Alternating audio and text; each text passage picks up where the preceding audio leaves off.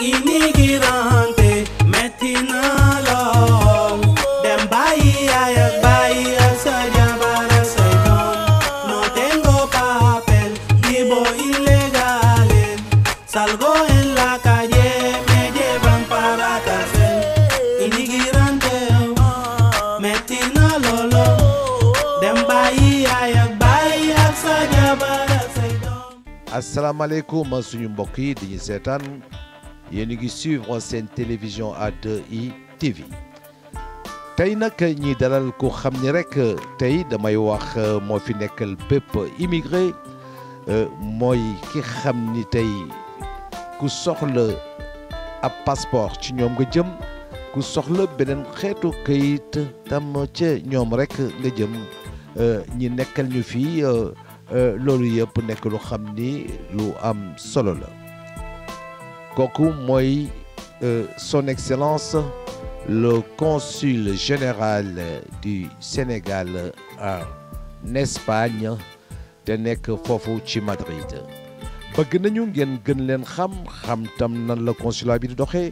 xam tam kii ñu indil kan la xam parcours am xam ay jaar-jaaram xam ba mu ñëwee ba léegi xëy na yàggul wante relation bi xam ni am na ko tey ak ñi xam ni ñooy immigré yi au niveau d'Espagne xam lu bari ci moom kon nag duñu def rek lu dugg biir consulat jëm ko tàllal suñu micro suñ fa jógee tam dugg ci bureau yi xam service yu fa nekk xam taxawaay wax xam lépp.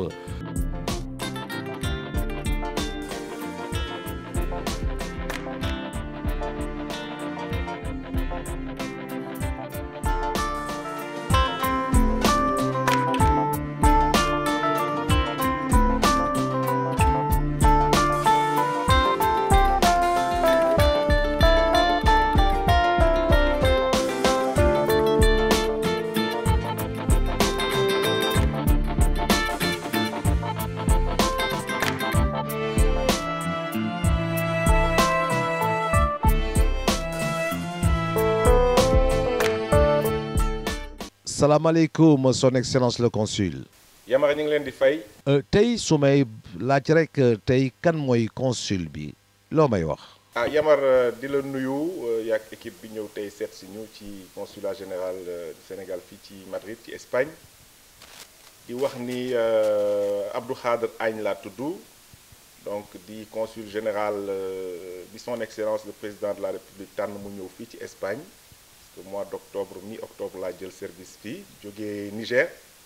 nekkoon fa pendant 15 ans nekkoon fa consul honoraire pendant 4-5 ans président après wóoluma nommé ma ambassadeur man nekk ambassadeur Sénégal Niger pendant 2 ans et puis président ndi mu xam aussi un peu ci problème jafe-jafe yi am fii ci Espagne daal di jël dogal bëgg ma ñëw fii dogal ko pour jéem a seet naka la ñuy saafara jafe-jafe yi fi am donc man voilà Abdou Khader Agne donc loolu mooy sama jaar-jaar balaa nag may dugg ci wàllu diplomatie secteur privé nag waaw laa daan yëngu donc loolu laa mën a wax ci sama jaar-jaar.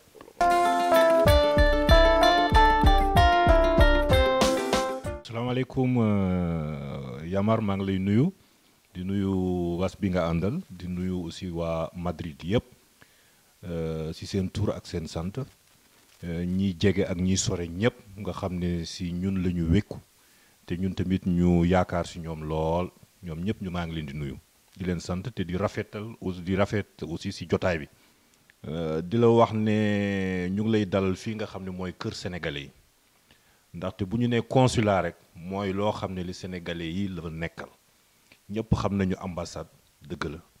waaye consulat mooy loo xam ne moo gën a jege sénégalais yi ñun bu ñu xëyee ci suba ba ngoon jot ci mbiru sénégalais yi rek la ñuy nekk amul leneen loo xam ne li rax na ci lépp lu jëm ci ay coopération nag moom loolu ambassade la dafa fekk ni Espagne dafay am solo lool ci carte diplomatique ak consulaire bu Sénégal ndaxte boo xoolee réew mu mag la ba pare réew mu jege Afrique la donc gën a jege Sénégal te boo xoolee aussi yoon la boo xam ne bi ñu bare fii la ñuy jaar bu dee dem Europe ñu bare aussi buñ dee génn Afrique fii la ñuy jëkk jaar bu dee dañuy dem feneen tamit loolu moo tax fii mu nekk une terre d'immigration sénégalaise bu am importance xam nga ci dara ndaxte wër nga Espagne donc loolu moo tax ñun suñu liggéey si suba lay commencer ba guddi te du jeex ndaxte li fi nekk ci sénégalais yépp ñun ñoo leen yoreel seen ay këyit ñun ñoo leen di toppatool seen ay këyit ñun ñoo leen di doxal aussi soxla yi ñu mënte am fii diggante Sénégal ak Espagne ak yépp jafe-jafe aussi bu ñu am si ñun lañ koy indi ñun ñu taxaw ci def ci lépp lu ñu mën te xam ngeen ni macha allah communauté sénégalaise bi am na fi solo bu ñu mënul jox chiffre sax ñépp xam nañ ni am na solo du lu tuuti rawatina nag si at yu mujj yi ñi sénégalais yi jëlee joxe bopp Espagne xëy na joxe wuñ ko benn réew donc loolu moo tax aussi gouvernement du Sénégal ni na consulat bi nekk à la disposition des Sénégalais loolu la ñu président de la République wax dafa ni consulat bi nu mu gën a jegee Sénégalais yi moo ko gënal amul leneen lu ñu war a liggéey lu dul taxaw ci problème mu Sénégalais yi te bu ñu waxee Sénégalais nag amul kii amul kaa amul ku bokk fii amul ku bokk fële bépp Sénégalais boo xam ne bi rek sa soxla taxaw na soxla bi nu mu mënte mel ndaxte du soxla yëpp la ñuy jël dañuy dugg ba jël ay soxla yoo xam ne sax xëy na nekkul ci kayit yi mais nit ki doo ko xeebal soxlaam donc soxlaam bu mu mënti indi rek ñun boobu la ñuy topp donc loolu moo nekk suñu liggéey bi ñu ci nekkee boobu ba léegi ñu ngi ci taxaw aussi. waaw li ñu mën a wax mooy li ñu seetlu li ndaxte seetlu bi mooy dañoo gis ne consulat bi dafa xawoon sore lool sénégalais yi kooku du ñun ñoo ko wax mais sénégalais yi seen bopp ñoom ñoo ko wax ñoom ñoo ni consulat bi sore na leen autorités sénégalaises yi aussi ñun bi ñuy ñëw wax nañ ñu ko ñu ne ñu ñun consulat bi li ñu naqadi ci moom te indi woon jafe-jafe yi fi amoon jamono yële mooy consulat bi dafa xaw a jafe sore lool sénégalais yi donc ñun bi ñu ñëwee ñu ni révolution bi naka la mooy nañu wàccee suñu bopp dugg ci biir sénégalais yi ndaxte sénégalais yi yomb nañu yor ndaxte sénégalais boo gis am na fu mu bokk soit ci benn association la bokk walla ci benn daayira la bokk walla bu dee jigéen ci groupement la bokk mais doo gis sénégalais buy dox noonu rek barewuñu donc ñu ni léegi ñun nañ leen fekki foofu bu leen fekkee foofu soxla yi ñu am ñu dox kaak ñoom ndaxte nit ki sax mën na fekk yaakaar na ni yow yaa bañ a def fekk xamul yow li nga yor lan ak lan la donc ñun dañu war a ubbeeku ba nga xam ne sénégalais yi dañuy ñëw xam ñun li nekk suñu biir parce que sénégalais yi bu ñu xamee li nekk suñu biir ñun li ñu mën ak li ñu mënul ñoom ci seen bopp ñoom ñoo ñuy dimbale sax ci li ñu mënul li moo tax ñu ni daal ñun liggéey bi nga xam ne moo gën a am solo mooy nañu dem fekki sénégalais yi fi ñu ne waxtaan ak ñoom jafe-jafe yi am yépp ñu bind kaak ñoom ni leen lii mooy jafe-jafe sénégalais yi fii ci Espagne ñun ñu taxaw ci ndaxte loolu mooy suñu liggéey indi wuñ ñu pour leneen li ñu indee mooy taxawu sénégalais yi soxla yi yii la ñu dox ci li ñu mën a def ñu xam ne def nañ ko li ñu mënul def ñu yónnee ko Dakar ni dimbale leen ñu ci loolu mais ñu wax ko sénégalais bu ñu xamal ko seen bopp ndaxte li ñuy ragal mooy nit ki boo di yéegalee sa kaw nga nekk ci kaw bàyyi sénégalais bu nekk ci suuf moom day yaakaar ne am nga lu ne te mën nga lu ne te ñépp xam nañ ni suñu réew du réew moo xam ne bi am na doole boobu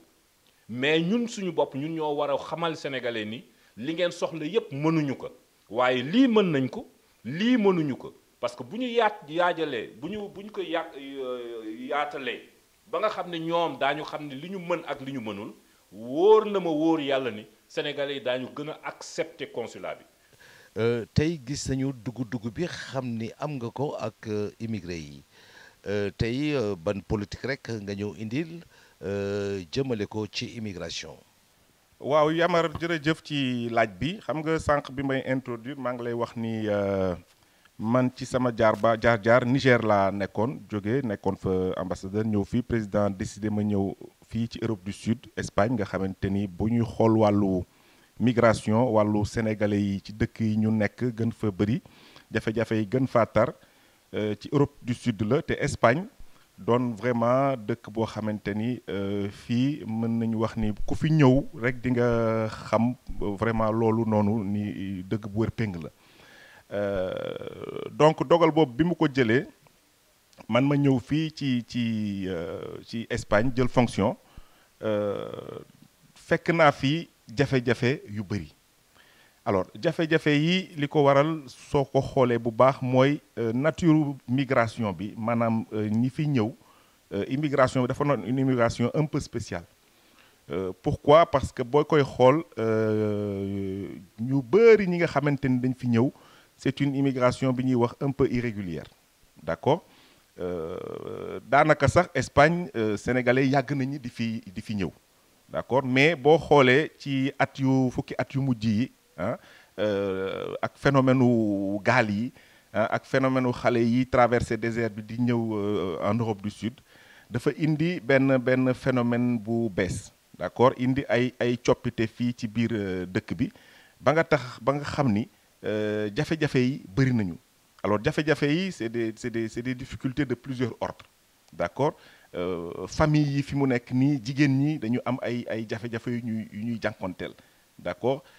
jeunes yi am nañ ay jafe-jafe yu ñuy jànkonteel parce que la plupart du temps boo ko xoolee bu ñu ñëwee la première surprise mooy ni que dañuy am un peu désillusion li ñu mën a wax par rapport ak li ñu doon yaakaar ak li ñu fiy fekk d'accord loolu beneen jafe-jafe la et puis aussi ñuy wax ni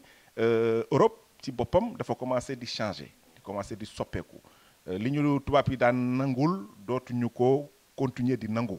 looloo tax ngay gis ay dëkk yu mel na Italie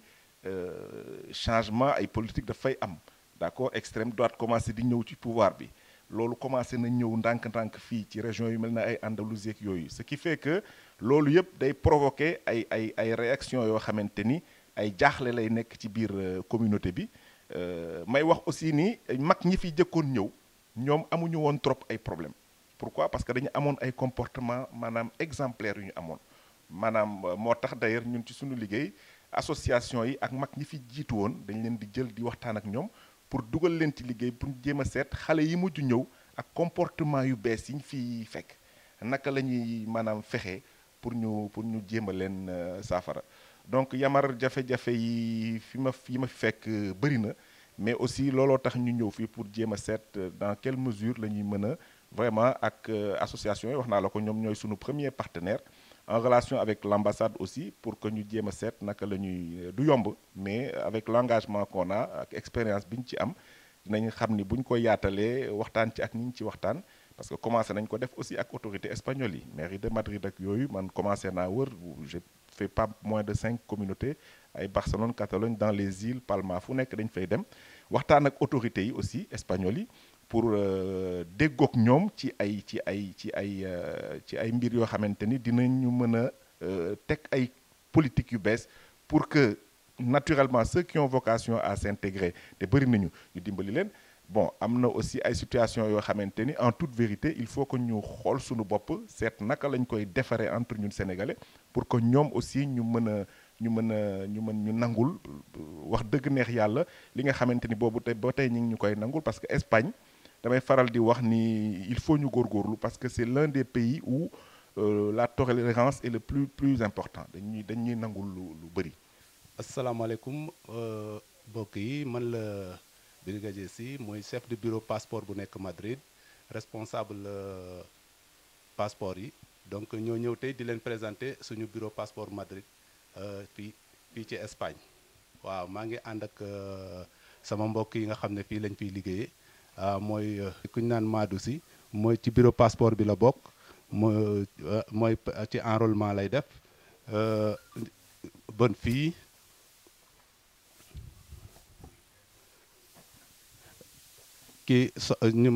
kii mooy Soxna Marietou moo yor tout ce qui est envoi au niveau d'Espagne kii mooy Maxime Diémé mooy sama adjoint bureau passeport bi kii mooy Aline Gueye moom it ci bureau passeport bi lay liggéey. waaw loolu mooy bureau passeport bi bi nag bi ñu ko fi sampee yàgg na depuis 2008 ba léegi bureau passeport baa ngi fi di liggéey ay passeport donc vraiment ba gars yi ay jàmbaar lañ ndax depuis boobu ba léegi vraiment problème yi dañ jàkkantool yëpp yu ci bëri vraiment buñ ñëwee saafarawul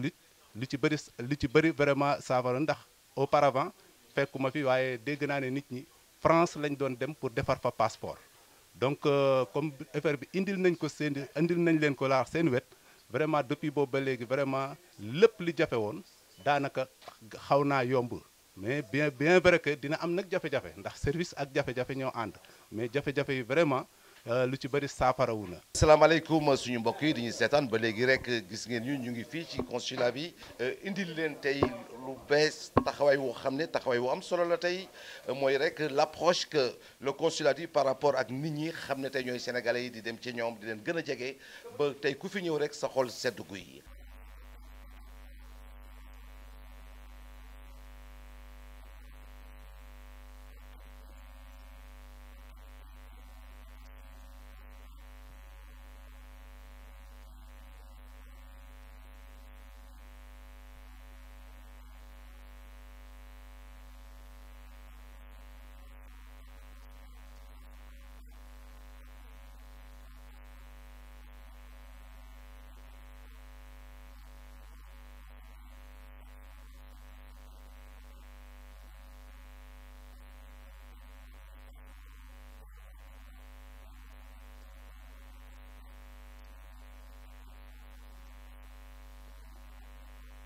waaw ñëw nañ ci depuis suba te ba ñëwee tamit teel nañ tëji waaw accueil nañ nice.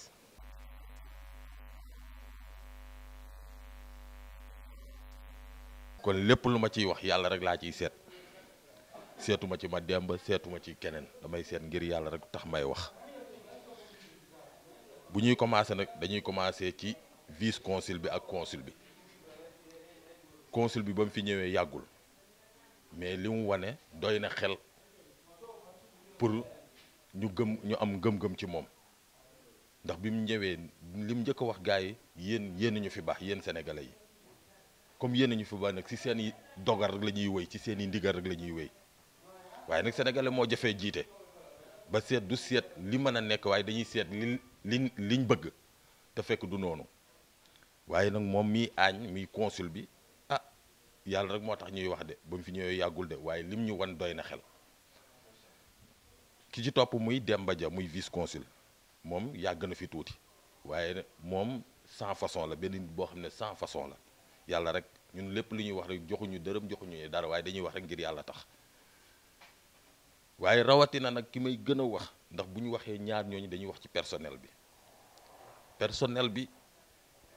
mu am na koo xam ne ñi ngi koy wax Dadal Ba moom mooy nekk fii di gérer mode yi di jaay quittance yi di defar passeport yi consulat bi 28 heures la ñuy wax moom la ñuy wubbi mais billaahi wallaahi taalaahi 6h30 ba 7 boo ñëwee fekk ko fi. li may ñaanal jàmm ju ma sëkk ak sax ba faaw xam nga gën a affaire yi gën a baax daal. Il faut que les Sénégalais sachent que le consulat du Sénégal à Madrid ñu ngi def seen kéemtulaay kattan pour jàppale leen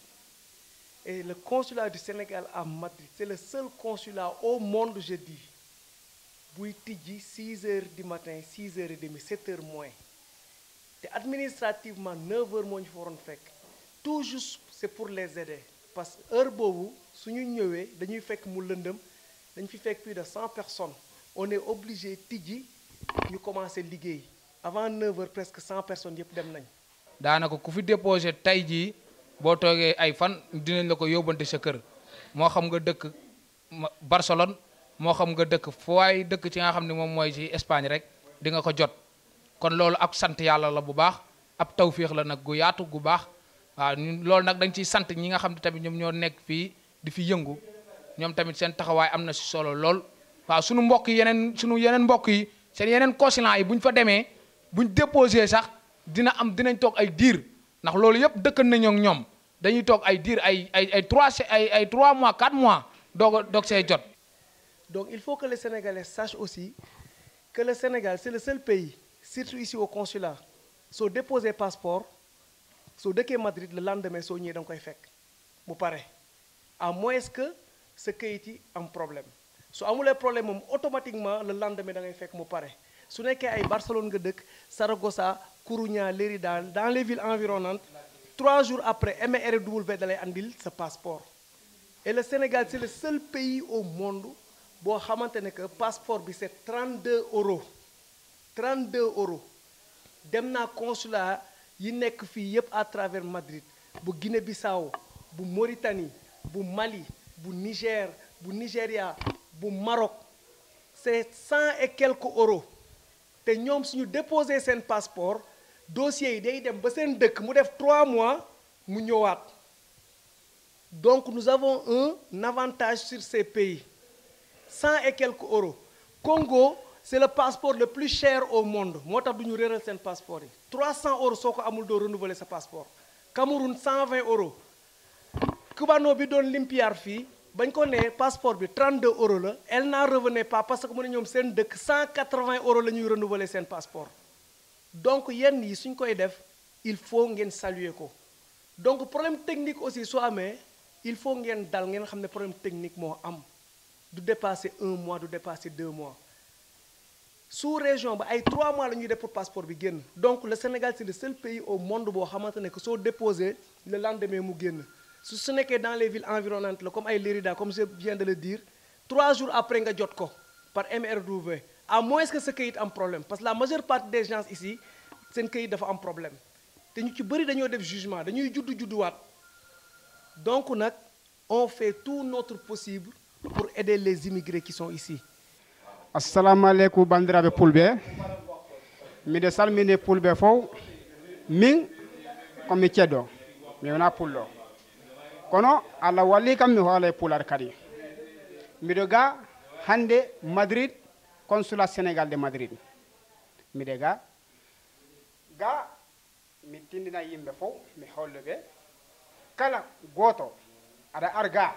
aɗa jogui kayti complet ko consulat faala ko consulat landoto saabu kamɓe kadi ɓe gollay fi loi Sénégal ko loi Sénégal haalta ko ɗum ɓe gollata kala goto ko ari ga aɗa jogui pièce makko complet sa arida ga probléme si hay probléme goto ala ga saabu min mi dowti yimɓe hewɗo miɗo jogui sehliraɓe hewɗo Sénégal miɗo jogui bandiraɓe hewɗo Sénégal mi ari gal ɓuuri laaɓo sappo saabu min mbiɗo ga miɗo jogui auto yimɓe ɓe sokole kam min kadi min hooram ko ɗum min woni ga kala goto ko ari ga ɗum noon probléme ala ga min mi tawan ga probléme yimɓe ɓe ga kadi ɓe wala probléme saabu gila 6 heures ɓe ko 8 heures ɓe foti gollude natede ga kono gila 6 heures demi kamɓe aray ga ɓe fudda e golle o ha 8 heures jemma kamɓe ɗo ga ɓe fudda e golle miɗo andi ambassade hewɗo saabu ko auto mi jogui si mi yahi toon si mi dowti bandiraɓe ɓe jamanoɗo ji si ɓe ala rendez-vous ɓe jaɓata natude ɓe jaɓata yoɓe natude kono Sénégal ga min hooram miɗo ga mi ari ɗo ga pour rénovation de passeport ɓe jetti pièce o hay ɓe landani kam est ce que aɗa jogui rendez-vous walla a jogani rendez-vous andi ɗum fof ko respect de wa Sénégal minen kadi min foti wadde respect kamɓe kadi min foti wiide alhamdulillahi rabbil alamina golloɓe koɓe ga koɓe warta saabu ɓe wadde gollude normal golle o yaari normal ko ɗum woni assalamu aleykum wa rahmatullahi taala wa barakatu bandiraɓe pullo min ko Bambo Gassama mi innete waaw consul bi moom xanaa di ko wax mu dal ak jàmm keroog amoon nañ ay entretien bu ñu amoon ak moom vraiment mu nekk consul boo xam ni boo ko gisee sax xam ni nit ku dal la nit ku teey la leneen li ci des nag moom yàlla moo ko xam danaa di ko ñaanal yàlla lii ñu ko sas mu commencé ko ci bisimilahi rahmaani rahim tembali ko ci alhamdulilahi rabbil alamin yaakaar naa ku yeewu 5 heures du matin chaque jour depuis 3 ans et demi 4 ans war a tijji 9 heures 6 heures mu fekk ko fii 6 heures et demi 7 heures moins muy liggéey donc kooku mu ngi def kéemtulaay kàttanam pour jàppale immigré aussi pour jàppale Sénégal. donc man yàgg naa fay ñëw di wut si passeport mais mosuma fay ñëw ba am fi jafe-jafe. waaw waa consulat bi daal li leen di ñaanal mooy li ni ñaanal suñu bopp rek jàmm xéewal sutura yàlla yokk leen ban yëg ko li ni liggéey it yàlla na yàlla barkeel ko ñoom lépp lu ci amit yàlla nañ ko muurloo mu ak seen njaboot. di wax son excellence monsieur Agne dafa am yëg-yëg ndax man Sénégal laa toog mu woo ma dégg sama tur ci biir Madrid bi daf ma woo wut sama téléphone woo ma Sénégal ne ma vraiment maman dégg naa sa tur dégg naa li nga liggéey biir Espagne biir Madrid dama lay ñaan nga teel a dugg ci dëkk bi ndax vraiment am nga fi place bu rëy loolu pour man ku yëg nit rek moo koy def tamit gis naa ni ku jege population bi la 4 mois la fi def wax dëgg yàlla sénégalais yëpp tàllal nañ ko loxo moom buy seeti nit sax bañ na ko ba métro lay jël du jël otom parce que il veut passer inaperçu loolu sunu borom moo ko njëkk a bëgg consul daal pour l'instant moom wax dëgg yàlla kontaan nañ ci moom kontaan nañu di ñaan yàlla rek yàlla teg ko fii sunu kanam ndax sénégalais yëpp wax dëgg yàlla nee na tëjal na leen buntu te gis nañ ko ci moom nee na moom booy ñëw birom rendez-vous sax jaru nga koy jël parce que moom loolu moo tax président wóolu ko teg ko fii au niveau du consulat ñu kontaan vraiment ci liggéeyam. fii de Espagne di frontière saa bu ñu xëyee 500 dugg ngoon 500 dugg frontière bu naqee gérer la bari na ñu fi jaar masse de 4-5 consuls waaw métti na lool ci ñoom ñu ci bari dem nañu waaye consulat bi ngay wax avant muy ñëw dafa am ku ko fi jiitu ku ñuy wax Demba di sub consul Demba bi mu ñëwee dafa ñëw ci mama ñëw ci ñi nga xam ne ñooy waa dëkk bi ànd ak ñoom doon benn man ma koy contrôler A ba Z ajjuma ju jot ci jumaa ji lay jullee di ñëw di nu vérifier di nu toppatoo man naa ni consul bi mu ñëwee bu doon li mu war a dox day 100 fekk na Demba dox 65% yi bàyyil ko fi 35% yi bi mu ñëwee ñun ñëpp jàppale nañ ko monsieur Dia waaye am nañu yaakaar ci moom ndax nun dofu nu juna jàpp ni rab sa dunu man fi ne maa ngi sama 55 ans 24 ans lañ quitté Sénégal def Espagne 32 ans kon yaakaar naa lu bari ci àddina dañ koy xam ndax fii à l'extérieur boo fi ñëwee boo fi ameewul itam yeewoo fi kon li ma gis mu koy doxal yàlla na ko yàlla yonent bi defal jàmm musal ko ci cat liggéeyam continuer Madrid ndax bi mu ñëwee léegi problème yi nga xamee ne moo amoon ci biir muudu yi Madrid mook Demba bi ñu fi duggee ba léegi mën naa ni bu doon 50 ma ni 45 yi jël na ko teg ko fee ndax man ci mbedd mi la nekk ci la ñuy xëy ci la ñuy gontu dañuy jënd ak a jaay jógunu parquet yi man naa ni li mu war a def lépp ma ngi ci ma ngi liggéeyam waaye loolu nag mbir mi lépp ki ko def mooy Macky Sall le président de la République ndax moom ma ngi ko jële ci dëkk boo xam ne ambassade la fa doonan Niger mu doon fa ambassadeur mu jóge ambassadeur wàcc ñëw consulat kon moom itam liggéey bi mu liggéeyal kii nu mu ñu jox daal moom wax dëgg yàlla dal na sunu xel te dinañ ko jàppale mag ñeeg ndaw ñeeg jigéen ñeeg góor ñi ñëpp dinañ ko jàppale bu soobee yonent bi ba li mu bëgg ci Madrid mu am ko incha allah. waaw Yamar parce que xam nga particularité bi ma lay wax sànq fii ci Espagne mooy ni que boo seetee dëkk yu bëri Sénégal dafa am consulat général am na benn ñaar ñetti consul généraux yu fa nekk mais Espagne boo ko seetee le consul général juridiction am dafa nekk ci biir Espagne yëpp maanaam tous les territoires communauté autonomie nga xam ne dañu bëri ak îles yi alors ce qui fait que ñun bi ñu ñëwee aussi loolu may leeral ni mission wu consul général ak mission wu ambassade bokkul boo gisee dëkk un état comme le Sénégal am fa consul général am fa ambassade day wane ni en fait xam nga ambassade moom li wàllu cëram mooy wàllu coopération mooy wàllu relation bilatérale ak yooyu mais consulat général ak équipe yi ñu fay affecté seen cër mooy maanaam lépp lu jëm ci communauté yi lépp lu jëm ci sénégalais yi te Espagne wax naa la ko sànq sénégalais yi ñi ngi fu ne ñi ngi ci îles yi d'accord ñi ngi ba Catalogne ñi ngi partout en Espagne en Andalousie dans toutes les régions et donc ñun suñu cër aussi bi ñu ñëwee tout de suite on a voulu prendre le taureau par les cornes dem seeti association yi seeti sénégalais yi fu ñu nekk pour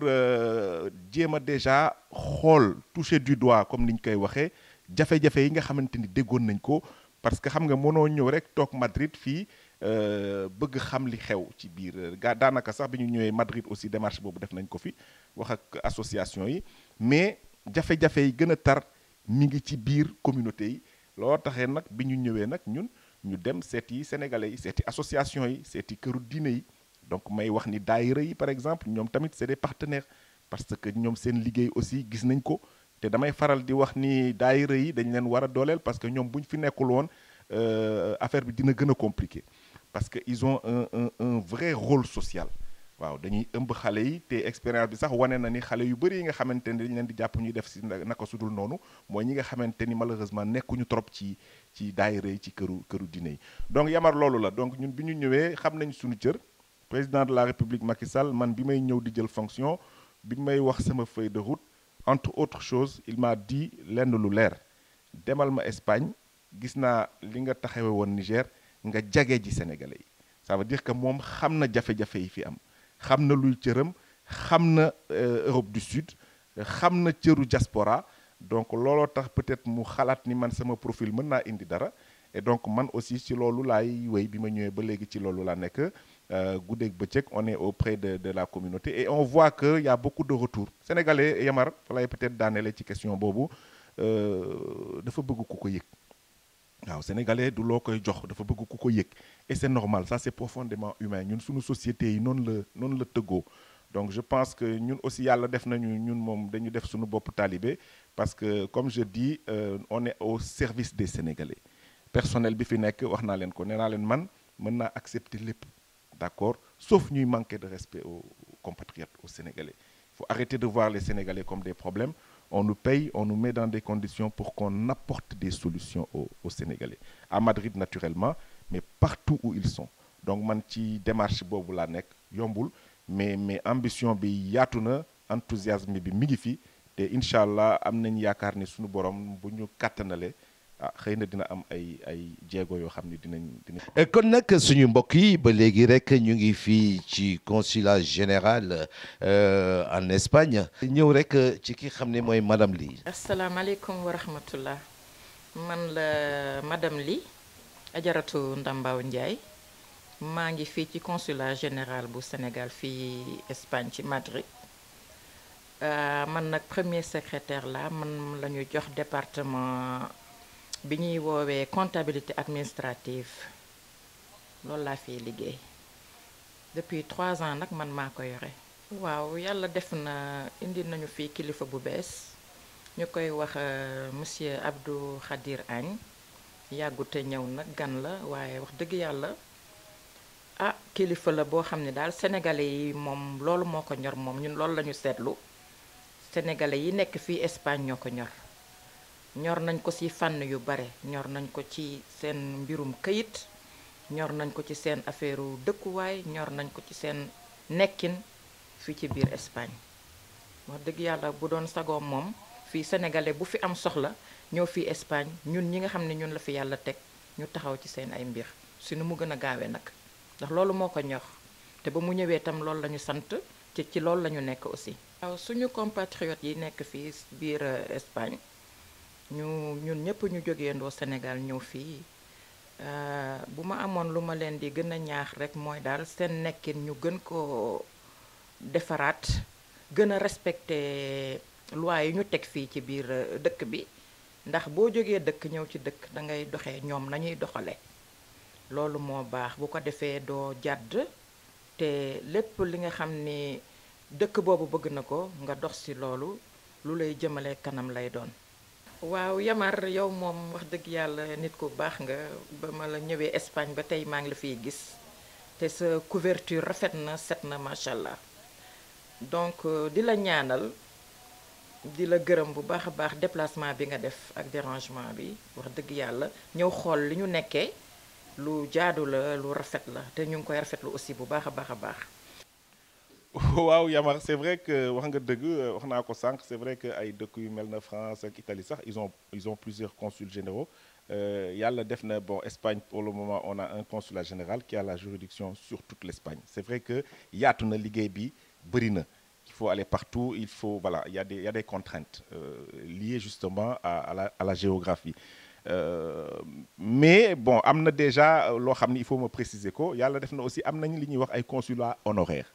maanaam en général consulat honoraire boo ko déggee aussi dañuy am ay pouvoir limité parce que aussi ay doomu réew mi la ñuy nekk en général ay espagnol la ñuy nekk yoo xamante ni dañ leen di tànn bon am nañ kenn ku nekk Barcelone am nañ benn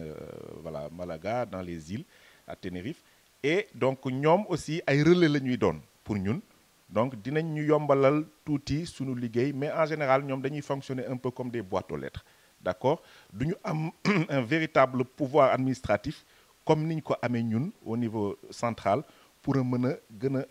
yombal liggéey bi alors naturellement c'est une tâche qui est difficile mais on essaye de nous organiser parce que par exemple booy xool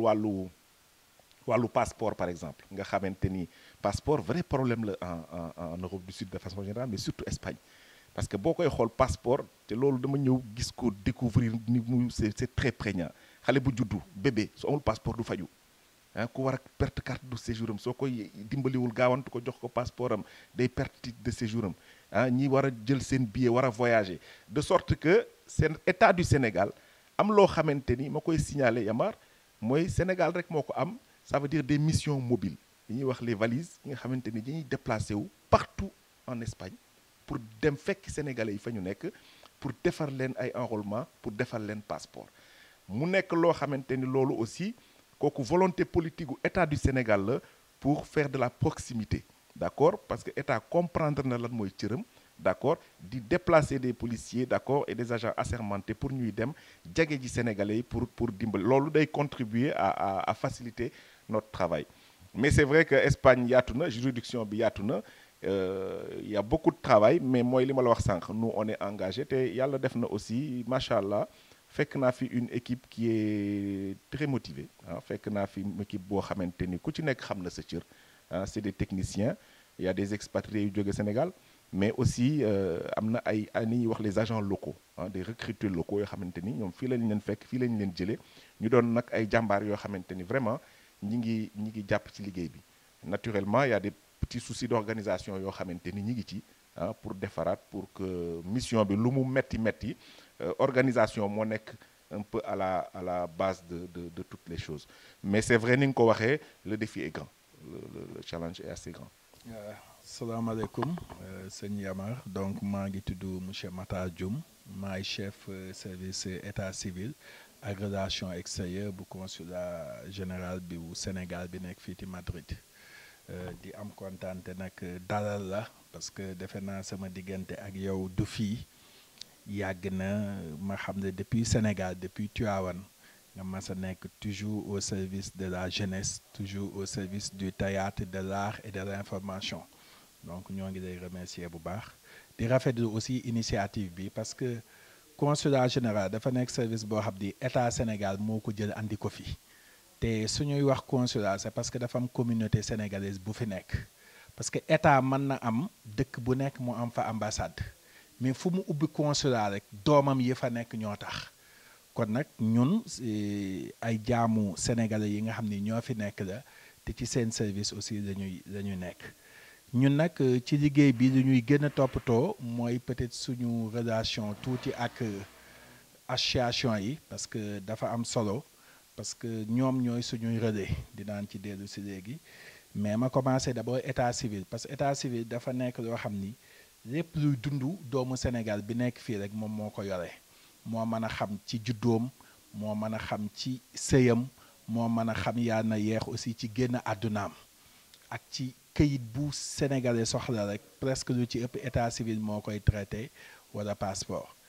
association yi aussi ñoom ñooy suñuy relais maanaam information bu ñu bëgg a jàllale consulat bu mënul fu nekk mu dem fa donc ci ñoom lañuy jaar mais initiative bi ñu am muy def benn révolution numérique au sein de l'accès à l'information lu rafet la parce que dinañu permettre ëllëg ak si biir ñu gën a mën a jàllale suñu information parce que association aussi du ñu am toujours moyen pour dajale sénégalais yépp alors que ñëpp xam na ni tey internet wala Facebook wala WhatsApp wala yeneen moyens yi soo ci jàllalee information ci lay gën a jàll te pour jox la benn exemple rek bari na fii c'est ay bis yoo xam ni day nekk fête fii ci Espagne te peut-être wala mu nekk fête Sénégal te ñii xamuñu ko donc dañuy afficher ni tey fête la ay sénégalais jóge ci yeneen dëkk ñëw ba fii duñ fi fekk kenn ba tax na pour éviter erreur boobu dañuy obligé même su dee fête la dañuy def fii benn service minimum maanaam dañ fi bàyyi ñaari nit wala ñett yoo xam ni ku ñëw ñoo lay teeru su dee passeport ngay defar ñu defaral la parce que fête yi. waaw kooku mooy li ma mën a wax le on est victime de notre succès Yamar parce que boo koy seet Espagne wax nga Italie mais nit ñi dañuy jógee Portugal fii la ñuy defar ci passeport d'accord il n'est pas rare de voir des gens yu jógee France ñëw parce que ñun fii politique bi ñu mettre en place mooy immédiateté wax naa la sànq mission yi dem enrôler ji d'accord bu ñu dellu see defar passeport yi yónnee leen d'accord mais politique bi ñu teg en place mooy te boo fi ñëwee le matin di nga gis entre le lundi mardi surtout un peu moins le mercredi di nga gis ni fii y a entre 150 ak 200 jeunes sénégalais yoo xam ne ñi ngi ñëw fees fi dell doo am sax foo teg sa tànk parce que ñoom xam nañu ni Espagne bu ñu fi ñëwee dina gën a gaaw que yeneen juridiction yi alors Suisse ak fépp la ñuy jógee alors ñun dañ leen koy yaatal donc on n'est pas parce que man li ma leen di wax mooy aussi ñoom ñëpp ay sénégalais lañu d'accord fii koo fi dimbali rek jàppal ni dimbali nga doomu réew mi mënoon ni rek ni kii nekkul Espagne du ma voilà donc on est un peu dans cette politique là c'est vrai que dina am ay périodes yoo xamante ni nag dinañu créer le problème tuuti mais on gère ça et yàlla baax na vraiment ça se passe assez bien. que man comme dama koy faral di wax toujours Yamar man j'ai un slogan man sama parti mooy Sénégal man Sénégal jàpp naa ne bu soxlaa ñëpp dañu war a arrière ñàkk alors je suis venu dans cet état d'esprit là le challenge est très gros d'accord mais en réalité man je suis un homme de défi ragaluma loolu donc bi ma ñëwee aussi wax naa la ko sànq waxtaan yi ma am ak personnel bi parce que xam nga en général tu peux rien faire tout seul sans ton armée donc général war nga toog boo gestoo gis une armée soudée bu la jàppale daf lay may fit pour nga avancer donc ci loolu la ñu nekk et je sais que par la grâce de Dieu am na sax ay affaires yu commencé di feeñ mais bu ñu gaawoon c'est un travail de longue haleine waaw parce que xam nga liggéeyu administration aussi moo mel noonu yenn saa yi da ngay fekk ay jafe-jafe comme on dit il faut manier un peu il faut de la diplomatie doo ñëw rek commencer jël yat di dóor non souvent parce que on est entre adultes waaw da ngay waxtaan ak nit ñi parce que souvent soo waxtaanee nit rek su xamee lu tax mu war a xëy liggéey si rek je pense que dina gën a sawar. waaw asalaamaaleykum maa ngi tudd Ami Koundoul maa ngi dëkk Malaga mu ñëwoon fi doon defar sama passeport mais accueil bi rafet na. waaw am nañ ci mbégte moom franchement ndax ñu fi ñëw ñëpp tamit def nañ seen présentation dugal nañ seen passeport waaw ñu ñaanal consul bi tamit ci kaw ca kanam rek parce que affaire bi rafet na macha allah ñi tam seen liggéey rafet na set na daal ñu ngi leen di ñaanal ñoom ñëpp tamit ci kaw rek ca kanam. asalaamaaleykum wa rahmatulah yéen ñoo leen di siyaar bu baax a baax di nuyu waa consulat bi lu bare bare di leen siyaar bu baax waa di kontaan tamit ci seen liggéey parce que man maa ngi jóge ba côté Almeria Agali doon relever passeport bi. mais en même temps sant yàlla quoi xam naa du ma ko yóbbu mais parce que dama dëgg de avant may ñëw loolu moo tax mais danañ ma defal escompte pour ma yóbbaale ko man ci dem incha allah loolu moom maa ngi ci sant baax parce que tiitoon naa ci bi ma daggee ba pare ni relevé ma sama passeport mais alhamdulilah sant naa bu wér quoi. maa ngi tudd Amina maa ngi jógee Palma de Mallorca depuis si suba. di ñëwoon tey ci consulat bi dama gunge woon sama jëkkër bi pour mu déposer passeport. lépp jàmm parce que bi ñu ñëwee macha allah ñaanal leen rek ci kaw ci kanam incha allah léppay baax. merci. bi ma nekkee Niger maa ngi fàttaliku ni j'avais théorisé un peu le concept de la maison du Sénégal waaw parce que dama doon wax ni par exemple bu doon sama sago su ma amoon dogal. dinaa ñëw mission diplomatique bu nekk yaa xam consulat général la yaa xam ambassade la plaque bi wane bi fii ambassade du Sénégal la dinañ bind ci bu ndaw a ndaw ñu bind la maison du Sénégal wala ñu bind ko sax ci wolof këru Sénégal pour wane ni d'abord sénégalais yi fii seen kër la waaw fii ku fi dugg yaa ngi Sénégal ça veut dire que nag Sénégal ku fa dugg war nga fa gis sa bopp gis fa sa culture te on sait parfaitement que culture moo nekk li nga xamante ni mooy des bu lépp demee voilà donc te aussi may wax ni bi ma ñëwee fii Espagne particularité bi mooy tukki yi may def yëpp da ngay gis ni y a des regroupements culture ethnique yu bëri d'accord ethnie Sénégal yëpp mi ngi fii ci biir Espagne d'accord te yow xam nga ci dara parce que yàgg nga fii et te foo ci dem rek da ngay gis ci cérémonie yi ngay fekkee da ngay gis sénégalais yi en fonction de fi ñu soqee ko dañuy wane seen bopp donc il y a ce besoin un peu d'exister d'accord dans des environnements yi ñu nekk Europe yi nga xamante ni en général lépp dafa tout est froid d'accord il y a la grisaille et tout ça donc ils ont besoin il y a un besoin de Sénégal d'accord il y a un besoin de se sentir chez eux et donc je pense que ñun en dehors du travail naturellement administratif joxe ay këyit passeport ak yooyu war nañu mën a réfléchir ci naka la ñu mën a mettre en place des éléments de culture yoo xamante ni